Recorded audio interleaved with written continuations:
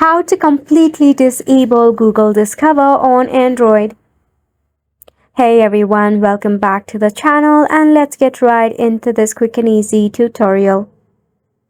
To completely disable your Google Discover on Android, first and foremost open up your phone settings. Please note that your phone settings may differ according to your Android model. However, within your phone settings, scroll down until you see the option of lock screen and wallpaper. If in your mobile device there is a separate section for your home settings, go ahead and check out the home settings option or just tap on lock screen and wallpaper. Within this option, you can check out the home settings. In here, you will see the Google Discover.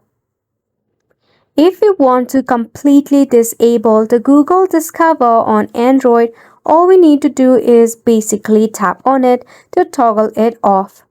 And yes, it should look something like this to the left hand side. Now, if you want to enable it after some time, all you need to do is basically click on it to enable it again. However, if you want to keep it disabled, just make sure it is toggled off. And just like that, you have made it to the end of the video as well. Thank you so much for tuning in.